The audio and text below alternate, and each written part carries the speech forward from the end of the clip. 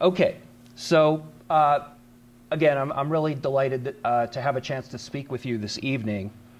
I should say that when we first hatched plans for this talk on Islamophobia, anti-Semitism, and racism in the West, it was back in late December. And I've been thinking about these issues largely from the perspective of post-9/11 America.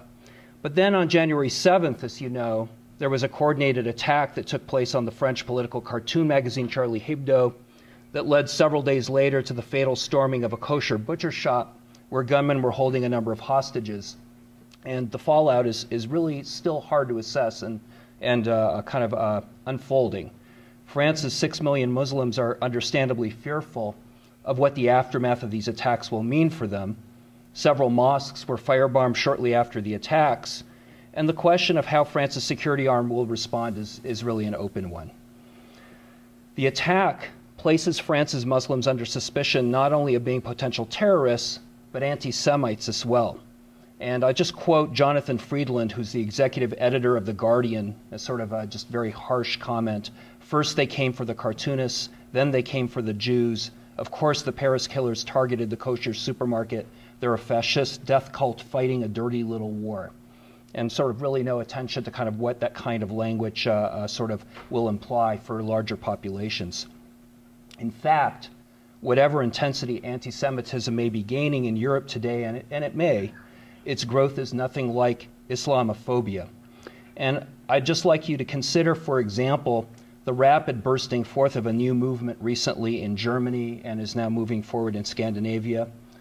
So I was referring to Pegida, which translates into English roughly into patriotic Europeans against the Islamization of the West. It's a sort of a seemingly grassroots movement that has held a number of demonstrations, and the rallies in Germany, in Sweden, have really, I think, sort of drawn the attention of the political elite of Europe. The organization's leader had an interesting incident on January 22nd. Lutz Bachmann was forced to resign after a photograph surfaced of him dressed in the image of Adolf Hitler. Looks like that. And so suddenly, fascistic anti-Semitism seems to have become an accusation that's being directed both at Muslim immigrants, but also at right-wing anti-immigrant groups. The words anti-Semitism and Islamophobia are interesting to think about in this context. Semite, of course, refers to any number of Middle Eastern languages and people, including both ancient Hebrews and Arabs, but anti-Semitism refers almost always and exclusively to the hatred of Jews, even though, again, speaking from an etymological perspective, anti-Arab Islamophobia would also express antipathy towards Semites. Islamophobia is also a curious word.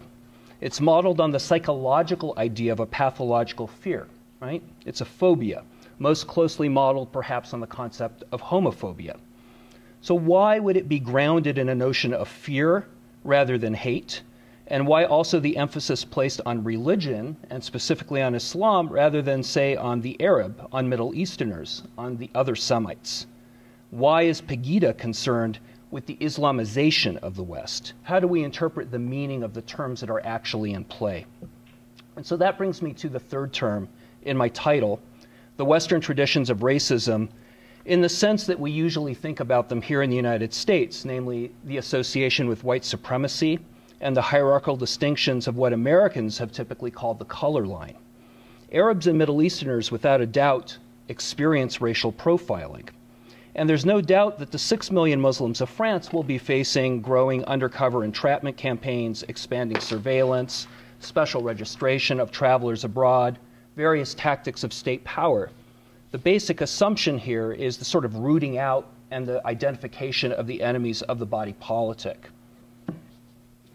This is the same thing that I think we could say took place in the United States shortly after 9/11 and sort of continues to this day. And I just kind of called up this one image from the Ground Zero mosque protest where people gathered, similarly to Pegida, and this kind of sort of Islamophobic response to a sense that you can read there what the sign says, everything that I needed to know about Islam I learned on 9/11. is this, the question that I'm trying to explore here is, in what sense is this a kind of racism, right? Is it? I mean, perhaps so. People are obviously hostile and fearful of Muslims and Middle Easterners, but the question that I'm willing to try to entertain with you today is, in what extent is this meaningfully connected to the notion of whiteness and the color line, or to what extent do we need to move out of the sort of the frame of color, and if so, can we still talk in terms of the rubric of race?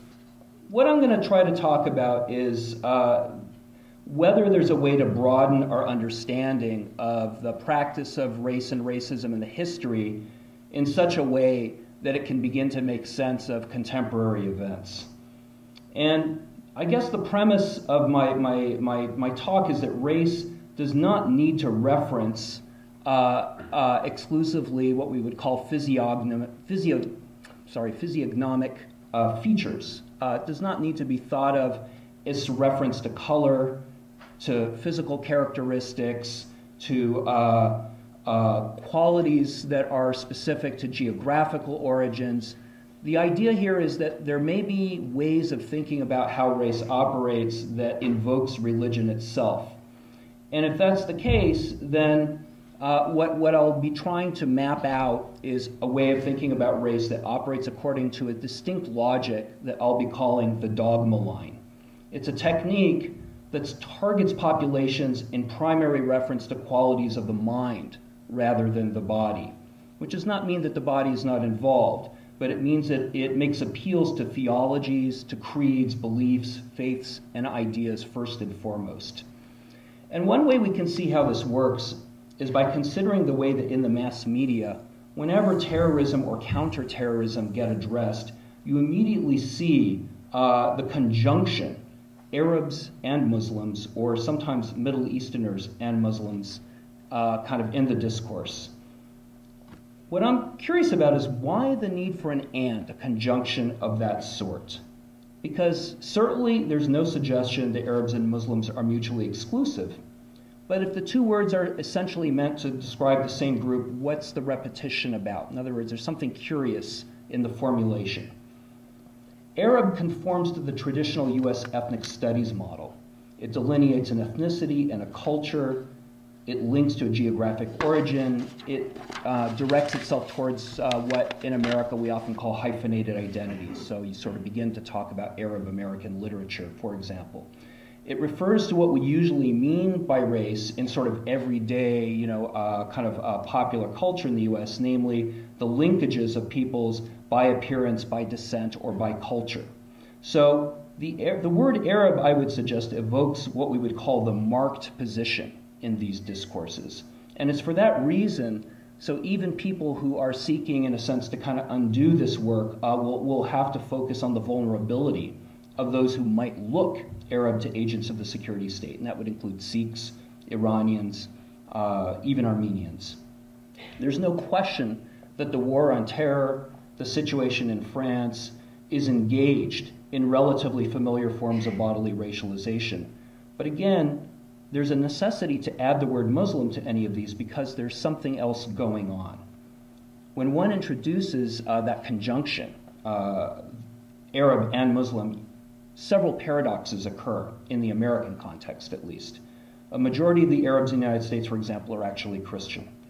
The majority of Muslims in the United States are not Arab, and many are not even Middle Eastern. There's approximately an equal number of African American black Muslims. There's perhaps twice as many South Asian Muslims in the United States as there are Arab Muslims.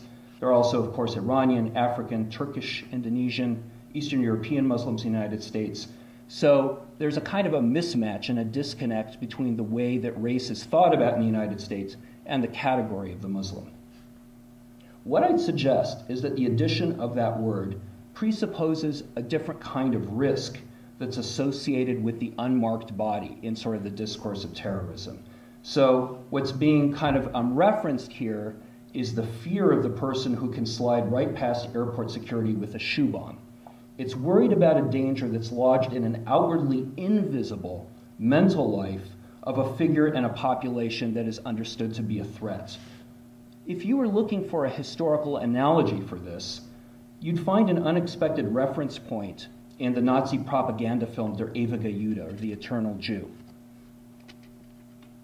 Okay. This is sort of a film of the 1930s, Third Reich propaganda film. And what makes for a useful point of comparison here is that in that film, and in certain variations on Nazi discourse, what made the Jew so dangerous was that he or she was sometimes identifiable by clothing, beards, a sort of appearance. But there were other times where the Jew blends in or passes and becomes the perfectly camouflaged enemy within.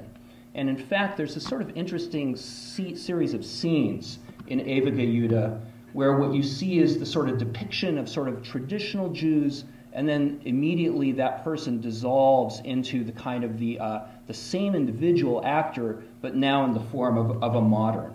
And I'll just to show you an example. You have a kind of a figure like that, the ewige Jude, as the marked Jew, and then that will dissolve into that figure, okay?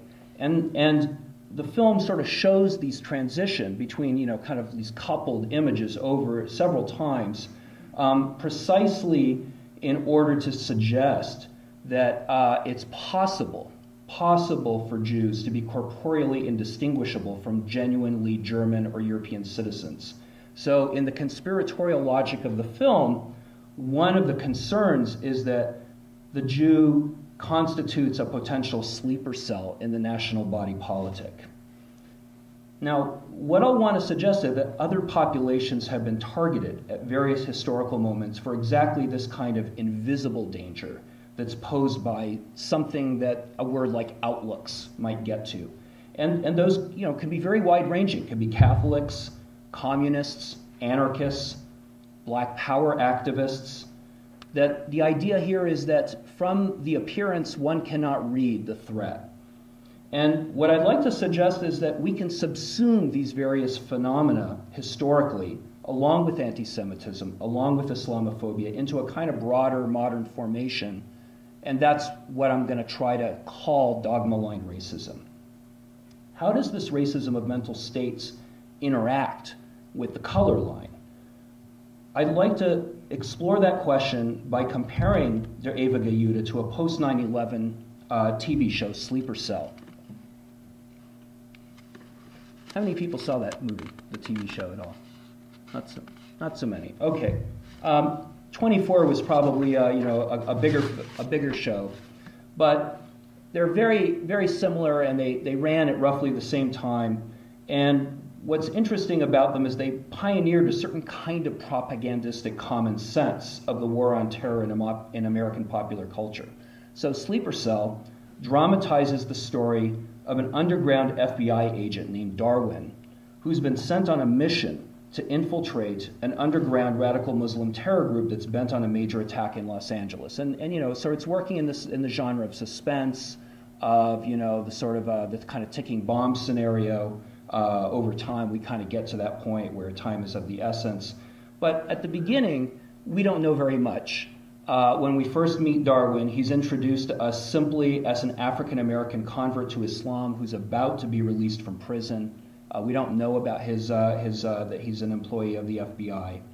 On the day that he's prepared to go free, his religious guide in prison gives him the key to a locker within which he will later find a copy of the Quran, and inside that book, a scrap of paper listing a street address.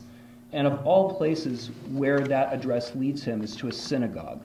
And I want to show you a clip just because I think there's some very interesting things that happen here that I can unpack and kind of, I think, help us to tease out some of the nuances of the way that this discourse works.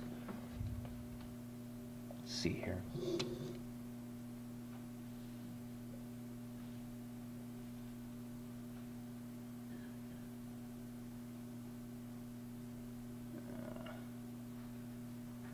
Okay, so here he is. This is Darwin. He's followed, the slip of paper to the address on Wilshire Boulevard, and lo and behold, here he is at a synagogue. He has no idea why he has this paper. He has no idea why he's here, and this is what happens.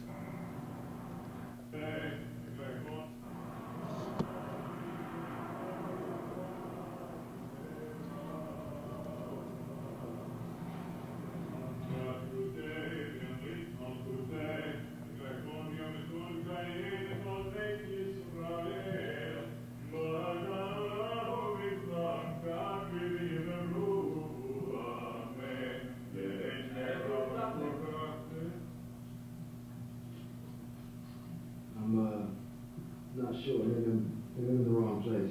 I'm sure. You have a problem? You have the problem, my friend. Unless you leave right now. Maybe I'm not going to leave until I find what I came here for.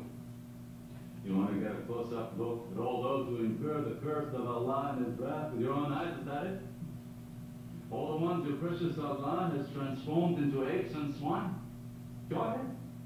Take a close look at all us Jewish apes and pigs that we can still see.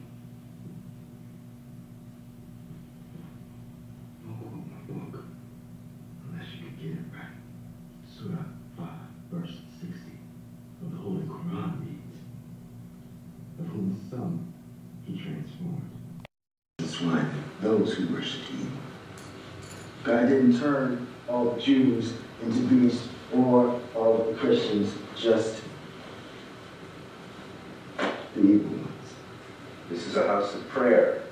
It's not a debating society. And it is not a professional wrestling arena. Let's settle this outside.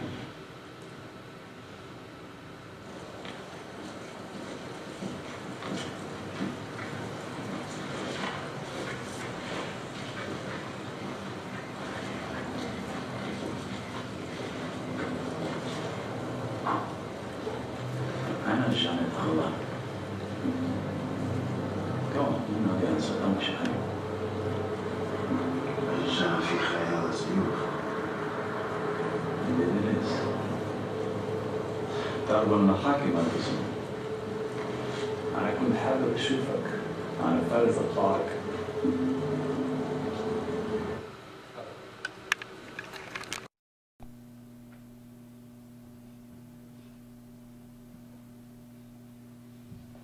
Okay, so there's obviously a lot of ironies piled up in this scene. That what's happened here is that first of all, we've got our kind of protagonist Darwin being accused of harboring kind of anti-Semitic sort of intentions and perhaps kind of himself representing a threat. So he's represented as a sort of a kind of intolerant Muslim who wants to see firsthand, this degraded people. So the Jew who speaks to him is sort of accusing him of the violent hatefulness that in fact will characterize for the TV show the terrorist group that he's seeking to infiltrate. But what happens, of course, is once they step out, what we discover is that this person who's confronted him is himself the undercover contact for that group. So Farik is the leader of the sleeper cell that the entire TV show will be about. Okay? What's happening here in a racial sense? How is this sort of this TV show playing with race? Farik's bodily appearance bears a certain kind of racial marking. It identifies him, I think, as Middle Eastern origin. The actor's chosen for that purpose. But as he tells Darwin in a scene a little bit later, this means that he can pass as many things. He can pass as Turkish, he can pass as Persian, or of course, as we see here, he can even pass as a Sephardic Jew. And in reality, it turns out the role of Farik is played by an Israeli actor, Oded Fair, who is a Sephardic Jew playing an Arab terrorist who is himself playing a Sephardic Jew, right? So you can see like the series of displacements here. And then, Farik shortly thereafter says to Darwin, you need to remove your prayer cap because you need to be able to pass as an ordinary African American. We don't want anyone suspecting you. So Darwin, too, is sort of being asked to do something very similar to Farik, to sort of kind of function the way, say, a light-skinned African American might once have passed in, say, a 1920s novel as white, or the way that the Jew in Eva Yehuda might have passed among the good Europeans. Okay, and this, I think, is sort of the logic of the terror threat. Sort of a typical kind of Fox News sort of image here, right? The terrorist, the Muslim terrorist living next door, right? That it is possible to camouflage, to sort of appear as part of this sort of civilian population. What's at stake in these kinds of narratives, in the play of marked and unmarked, dangerous and safe races that populate these popular terror war programs. And what does it mean that the racism that's specific to the war on terror presupposes the potential for an unmarked racial enemy who can camouflage himself against the conventional markers of color? And what I'd suggest is that Sleeper Cell, in effect, trains its audience into envisioning race in stereo, along a color line axis and a dogma line axis. And just to sort of fill this out a little bit, I'll just reference a few other characters who also appeared on American TV screens in the years after 9/11. So you think here of John Walker Lind, the white middle-class Marin County man who was captured in the earliest stages of the war in Afghanistan and was nicknamed by the American press outlets the American Taliban, right? And Lind came to show his purpose, I think, for the media was to suggest that even a middle-class white guy could become a disloyal extremist. The media narrative, at the same time, worked a certain notion of whiteness that you sometimes see in right-wing Republican circles. So it was important that he was from Marin County. He was the sort of like Bay Area style, latte-sipping, limousine liberal who epitomized for some people a kind of, the kind of disloyalty that comes with being overly liberal and overly privileged and then eventually turning against your own state. If you compare Lind's case to, say, that of Jose Padilla, who was one of the few U.S. citizens to be classified as an enemy combatant, then you get a sort of a different spin, right? He's somebody who the Bush administration placed in a military brig for 3 years without a right to trial. He was a second-generation Puerto Rican imprisoned earlier in his life as part of the Latin Kings gang, and while he was serving that sentence, he converted to Islam. Then in 2002, he was seized a second time by the U.S. government and accused of a dirty bomb plot, one that was never really substantiated. But Padilla's case, I think, sort of exhibited a kind of racial logic as well, and was part of the sort of the anxiety building of the early sort of post-9/11 years. The Puerto Rican gang history supported the larger criminalizing frame of the Homeland Security threat.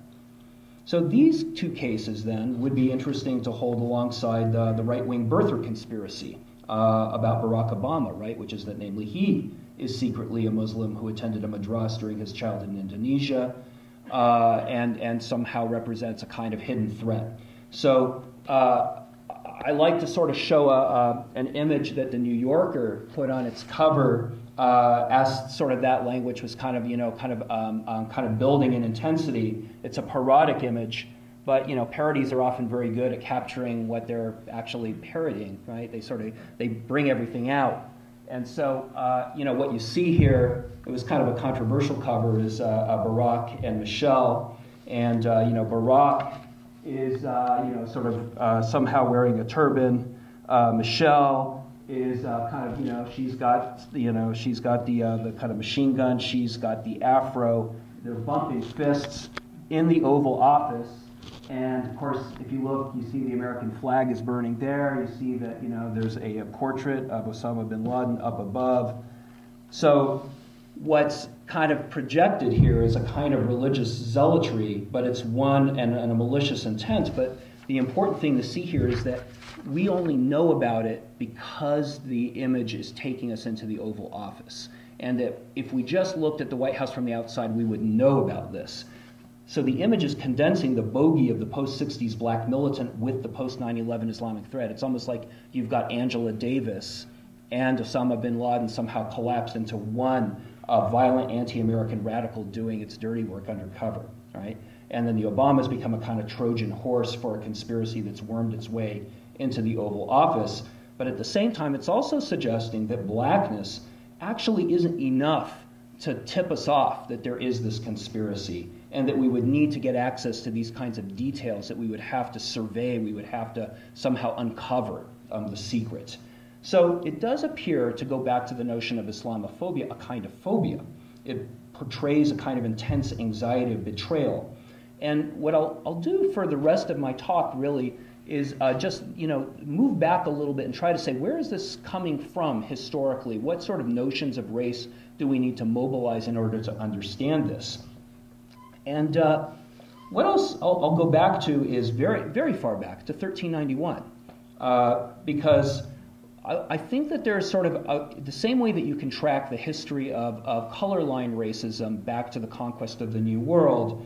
There's a sort of a sort of trajectory of the dogma line that you can uncover by contemplating the wave of pogroms or attacks that took place in that year that led many thousands of Jews in Spain to convert en masse. And something interesting happened in that year that several historians have described, in which the descendants of those converts, thereafter known as conversos or cristianos nuevos, did not simply become part of the church's flock, as converts to Christianity typically had through the Middle Ages. Rather, they became perceived as a potential enemy in the midst of Christendom, always people to be surveyed, to be watched, to be suspected. And particularly because they might be practicing Judaism behind closed doors, but in addition to that, because they might be seeking revenge for the very conversion process. If you go back to the etymology of the word race, you'll discover that it originated first in Spanish in the word raza. And there's a historian of Muslim Spain, L.P. Harvey, who has a very interesting account where he suggests that before the word was ever applied to people, raza first meant a defect or a blemish in the weaving of a piece of cloth. So a bolt of cloth, sin raza, was without any defect, without any snags, and was worth more. And that it was in this era that it began to be extended to people, so that the ethnically pure were, for the purposes of the Inquisition, sin raza de judíos o moros, right, with no Jewish or Moorish blemish on their pedigree. So you can kind of see here that there's a sort of emergence of something that takes a racial cast, because it is no longer sufficient to define Christendom, although we're still perhaps in the late Middle Ages here, by way of who belonged to the flock of Christ and who did not, because the convert now represents potentially an internal threat to the flock. Okay? Not just a threat because they endanger the religion of the faithful, but also in this period the political safety of the realm, because this is the moment where the Ottoman Empire is growing in power and threatening Spanish power from the east. So even as the Spanish are sort of, along with the Portuguese, advancing in the New World, you have the Ottoman Empire's kind of moving through the Mediterranean. What does this have to do with race in the sense of the color line? Well, you have to keep in mind that the conversos and the Moriscos of Spain and Portugal were not the only new Christians of that era. There were also the converted indigenous peoples of the Americas, and in short time the Africans subjected to the slave trade. And that the distinctions that gradually grew out of this, the sort of the caste system in the Spanish New World, was developed in a certain relationship to the notion of the religious defect or stain that became associated with the tendency to carry a kind of heresy in the blood. So you see this in the New World documents about blood purity, which typically, if they kind of, cleared your name, pronounced you to be, quote, old Christians of clean caste and generation, without any stains or races from Moors or Jews, nor from the newly converted to our holy Catholic faith. So race becomes about color and physiognomy over time, but initially then it carries this idea of the political threat that is about a kind of interiority and a kind of religiosity. Okay? Now, I'm going to move quickly, but I just want to note that in the sort of subsequent centuries, as the secular nation-state gains the upper hand over religious political power, we normally think of that development as accounting for a rise of tolerance as religion, the freedom to practice religion becomes a matter of private affair. But obviously, the closer you look at these histories, the more complicated they get. And what I'd suggest is that this sort of notion of the dogma line is sort of crucial. It develops as a part of this history. So you get a displacement of the notion of Christendom with the new notion of Europe. And Europe itself forms a kind of cultural unity, sort of conceptually, but always in relationship to certain key notions that are continuous with certain kind of medieval notions. Chasing the Turk out of Europe, sort of crucial notion of sort of the new Europe. And the border between Europe and the Islamic world functioning a little bit like a dogma line in the sense that I'm talking about it, in that it sort of marks the border between fidelity and infidelity, right? And if the notion of the infidel is a medieval notion, then here infidelity becomes a kind of question of who can be trusted as loyal to the state. People who confuse church and state, people who confuse religious and political authority or private belief and public loyalty become sort of the flashpoint, the danger for a kind of a secular, a sort of a secular politics. This is the period that Edward Said has studied as sort of part of the rise of Orientalism. You begin to sort of get the Oriental figure of the Turkish despot, for example, as a kind of unifying political motif in Europe.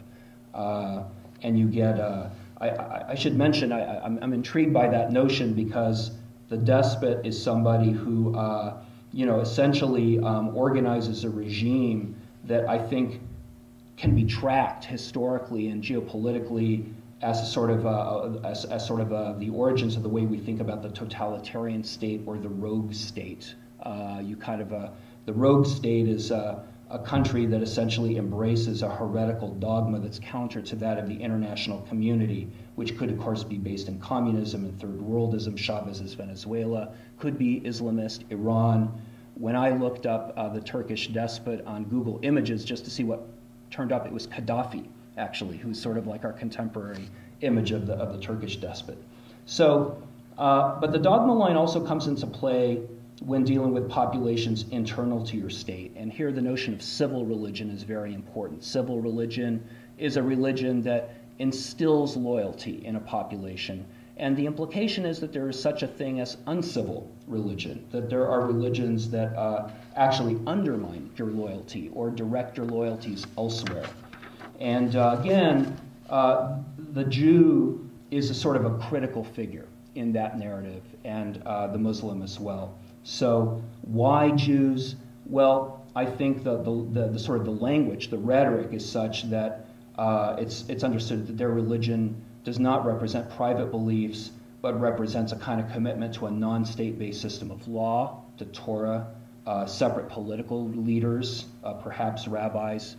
It also takes a secular direction at a later point. Basically, a distinctly non-national loyalty. Okay.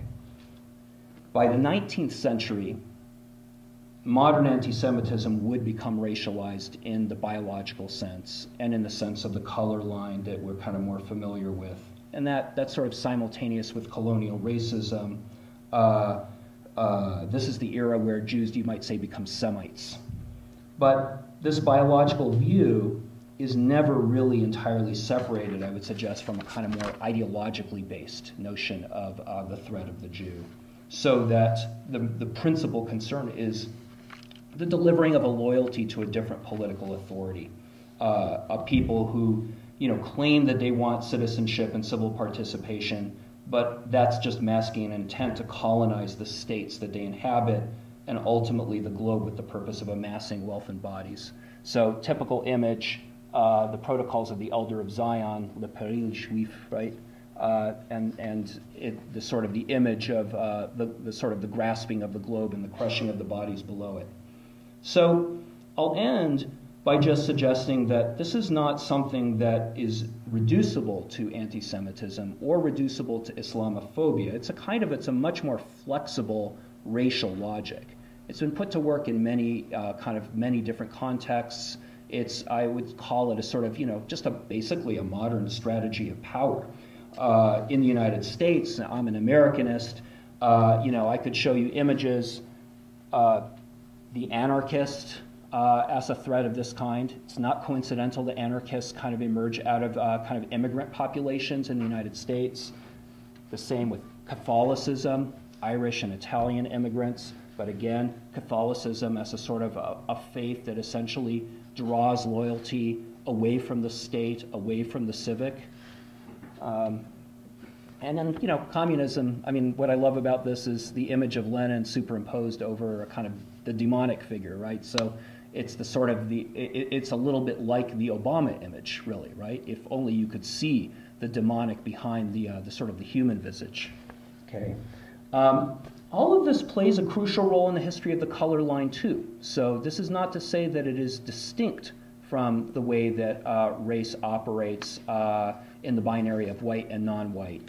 And where it usually will emerge is precisely at the moments where someone is challenging the power relations of the color line, and then that person becomes understood precisely as harboring a kind of heretical intention. So this would be part of the strategy of having Martin Luther King sort of smeared as a communist, and again, this is sort of an image of a place that he's not supposed to be, like the Obamas kind of addressed as they are in the White House. Because the kind of racism that's at stake here has a religious kernel, I think it triggers a different ensemble of racial connotations. So whereas the color line, sort of when it's sort of on its own, tends to suggest a kind of corporeal threat. So through their very bodies, right, they are threatening our whiteness, our sexual purity, our biological superiority. That would be the sort of the logic of the rhetoric. Here, the logic is one of a covert war by an ideologically motivated enemy, which is due to how they think or what they believe. They are actively seeking to infiltrate or to destroy us. And I'll end with a couple final images of Obama. I like this because it's almost straight out of the Eva Gayuta, right? You have the sort of the Obama kind of revealed, but then the Obama kind of in his Western kind of, sort of suit. And what I'd suggest is, yeah, these are racist images, but not for the reason you would expect necessarily, and not in the way we've used it in this country. What you've got here is the sort of tapping into a tradition of a kind of racism of interiority that helps us to understand the return of old tactics of perhaps the Spanish Inquisition, right? Indefinite detentions, interrogations, forced confessions, identification of conspiracies, the fear-driven targeting of a potentially unmarked enemy that needs to yield to us its heretical and violent intentions. I find the work of the great philosopher Michel Foucault very useful here, because the way that he talks about the confession of sort of drawing out the truth of the subject in a setting like that, that's something he applies to sexuality, but I think it applies to these kinds of racial politics as well. Last thing. The recent events in France. This history that I've been laying out of anti-Semitism and Islamophobia, obviously it doesn't negate the reality of what took place last month. I mean, it was a bloody affair. There was an attack. At certain level, yes, there was a religious motivation that we could try to analyze. But what that means is that at this historical moment, one that's shaped by all sorts of geopolitical factors that would need to be taken into account, the bloody aftermath of the American occupation of Iraq and Afghanistan, the drone wars in Pakistan, the Israeli-Palestinian conflict, the ongoing occupation, and the somewhat opportunistic Western interventions into the Arab Spring, that what we're living in today is a distressing world. And it does include ISIS, it does include Boko Haram, and it includes the group that attacked Charlie Hebdo. But in this sense, that attack plays directly into the pre-existing paranoid expectations of those who would now, Pegida, be happy to classify the entire population of Muslims in Europe as agents of the Islamization of the West. So when Geert Wilders, the leader of the Dutch Party for Freedom, calls the Quran a fascist book, which he did publicly, or when German deputy floor leader Hans-Jürgen Irmer calls Islam a religion that's, quote, set on global domination, what they're enacting anew is a form of racial politics that has been a mainstay and an evolving kind of mechanism in the Western tradition of power, and one, ironically, that Jews, I think, should know all too well. So to try to stave off anti-Semitism, which many of these critics, of course, do, they say that we need to stop the Islamization of the West because of the anti-Semitic threat that's associated with that. By mobilizing the right-wing Islamophobic sort of politics, that's a move that can only backfire, because in that world, we're all forced to inhabit a society that will be dominated by the logic of security rather than one that's genuinely about citizenship. So thank you very much.